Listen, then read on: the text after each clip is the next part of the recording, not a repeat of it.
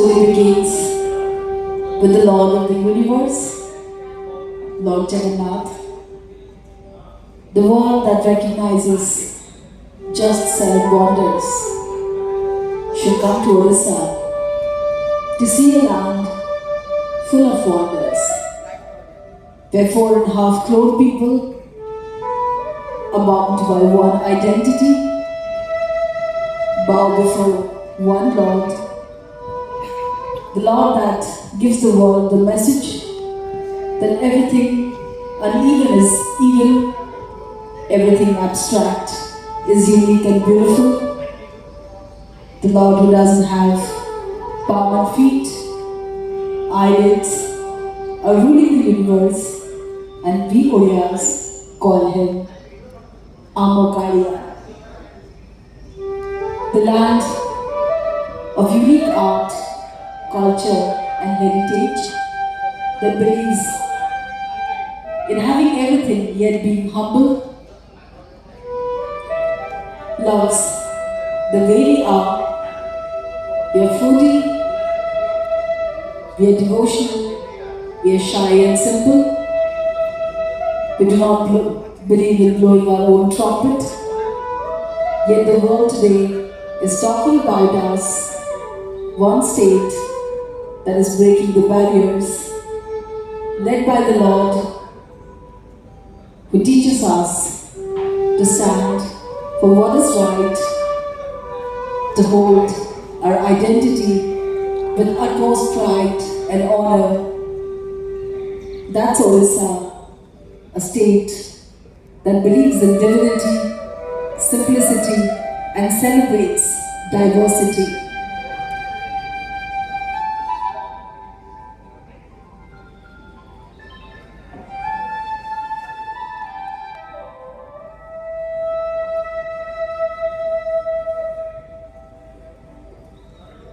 Srijansilta, creativity, is something that defines us Odiyas, makes us unique in our own way, and one of the brightest example of that is the unbelievably picturesque Sun Temple of Konark that tells the story of Dharmapada, of one kid who had the expertise to do something that 1,200 skilled artisans could not do, that is completing the temple, yet to save those 1,200 artisans from the wrath of the king, he silently sacrifices himself, making the race proud of how sacrificing and giving Odia people can be. And to tell you the fact that this temple could not be in existence and we not be having our magnificent tuskers to bring these huge rocks to the temple site. And when Britishers saw Konark Temple for the first time, they were overwhelmed with awe and joy that what a race like Odiyas can create that stays for eternity and tells the story of their creativity and talent to the world. The sunrise and sunset at Chandrabhaga is a sight no tourist wants to miss, and that tells the story of Dharmapada, Konark Temple, Bisu Maharana, and the pride of Odiyas. Just not that, we have a history of maritime trade that will wow you, because way back in 12th century BC, Odiyas, our navigators, found their way to Indonesia, Bali, China and Africa. And if you go and see the walls of Konark Temple, there are sculptures where you will see a boat carrying a giraffe. which clearly means we used to give our rice, our betel nut, our spices and silk to the world and used to bring the pride possession from each continent to Odisha, and those people they called Sadhavupuas.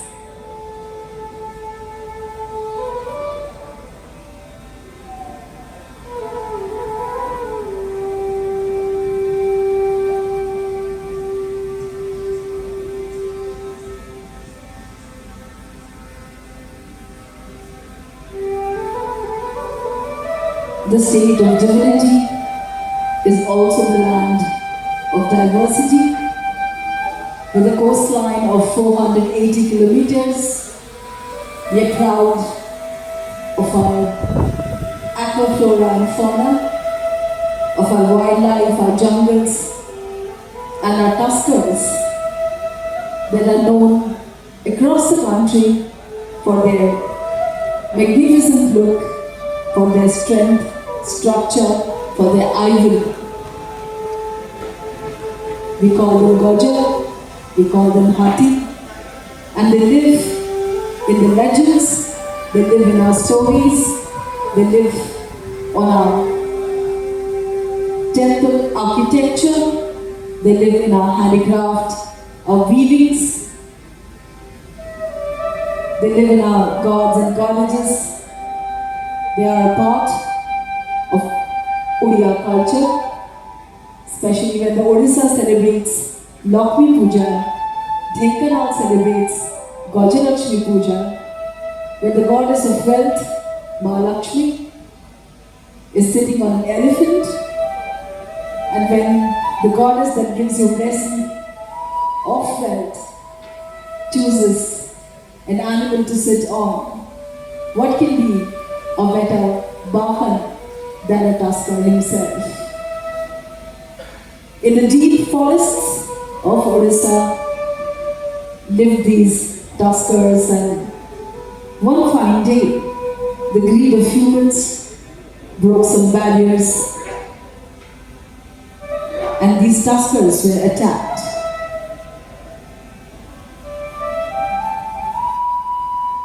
That somehow changed the rule, that brought conflicts, that broke trust and friendship, and that's not how the story should have taken a turn, but it did.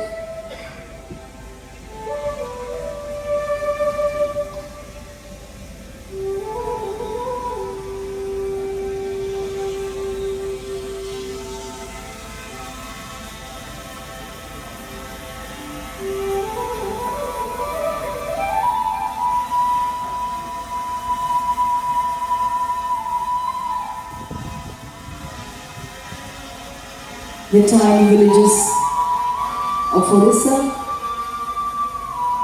saw industrial development. There were factories, manufacturing units. There was deforestation.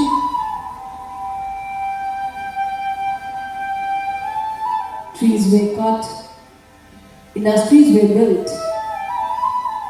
There was smoke, the noise of machines, people coming in.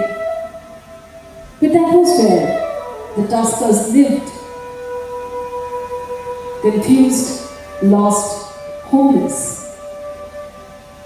The tuskers were having hard time to live a normal life. The elephants wandered into villages in search of food, shelter, or maybe just lost.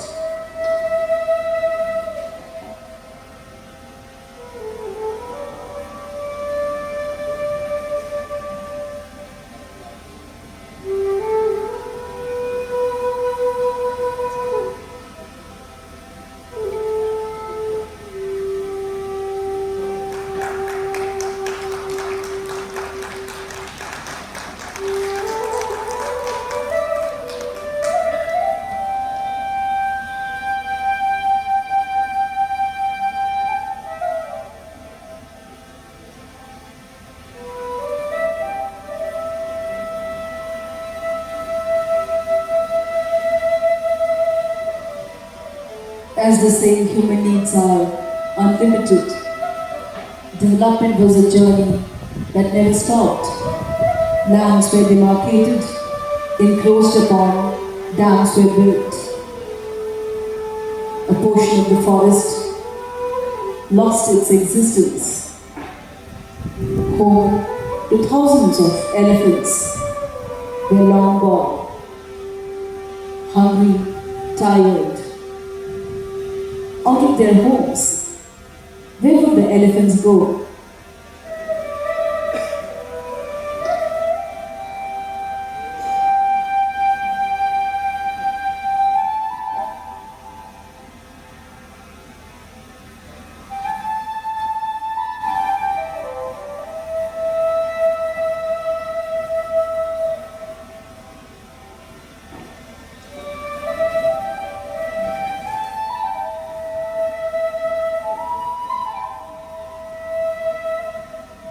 This truly was a story of heartbreak, because elephants never came to our habitats. We chose to steal theirs.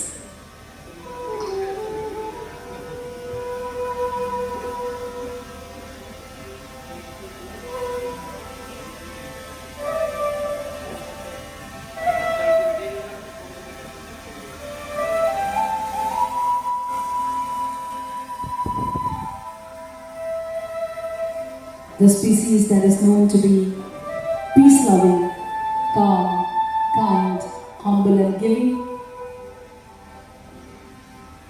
Now, away from their homes, in search of food,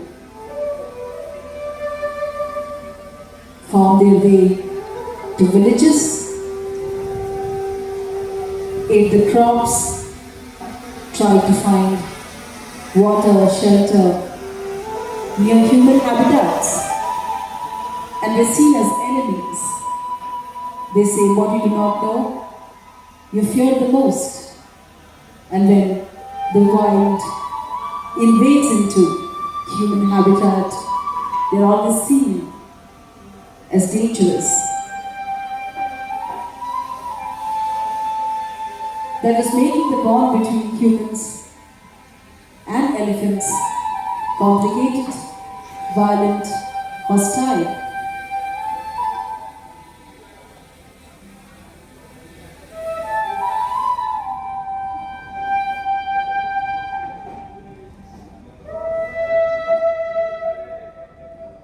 Elephants were feared, attacked. Humans united, made plans and strategies.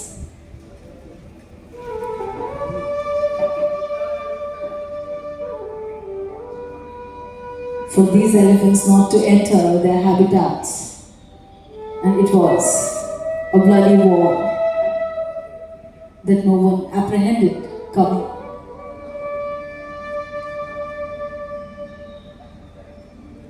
For the tuskers it was self-defense, for the humans it was confusion. Will this conflict ever end? Will the elephants be seen as a friend again? That is a question no one had the answer to.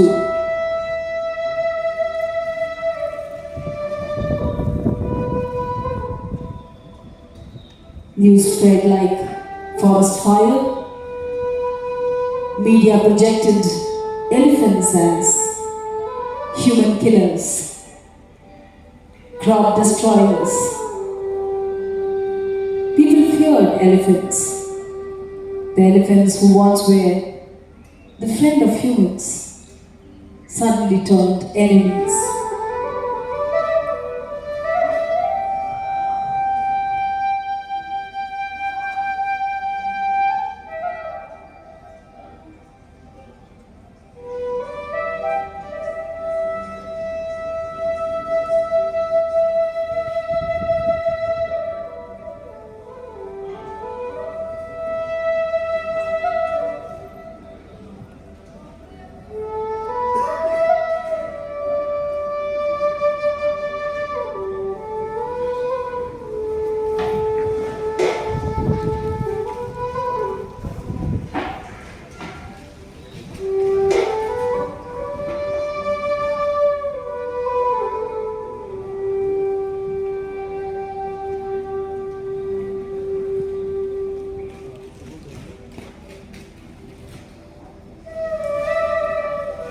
Instances were reported where mobs attacked elephants thinking they would destroy the crops. They were the enemy of the villagers.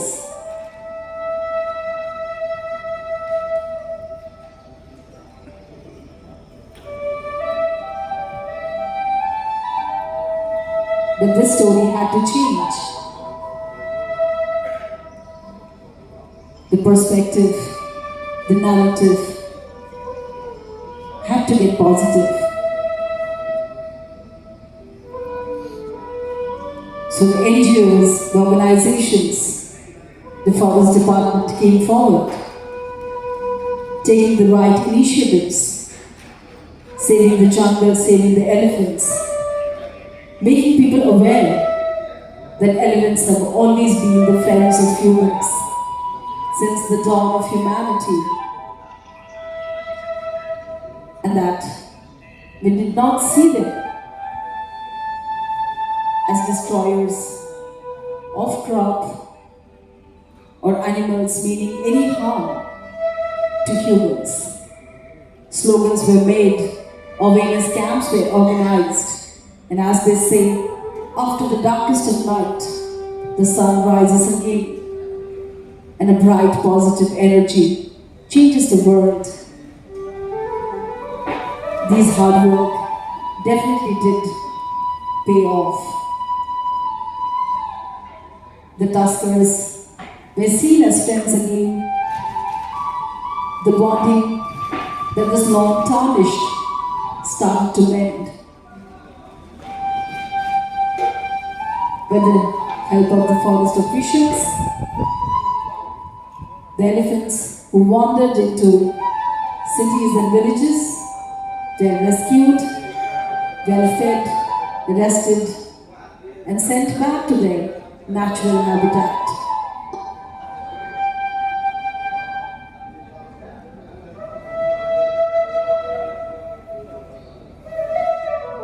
Humans realized their mistake, that this world is everyone's and everyone belonged and deserved to live together.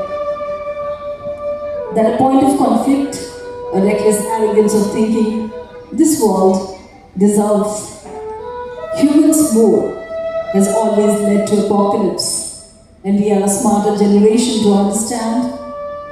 If it came to that, the world would mean and belong more to the wild than to the humans. So we embraced the presence of the elephants. We gave them safe space, the love and respect they deserve, and the bond started becoming stronger again. Today, a man is not afraid of an elephant. They are saved, they are embraced, they are celebrated, they are seen as part of culture, heritage. The tusker today smiles with pride and sees the human race as their friends, and we proudly say this journey of human-elephant coexistence has come a long way, yet it has a long way to go. So at this symposium, on behalf of the host team, we require anyone and everyone who is listening to this to do their share to create awareness that man and elephants have always been friends. They are and they always will be. Thank you so much. This is SMS.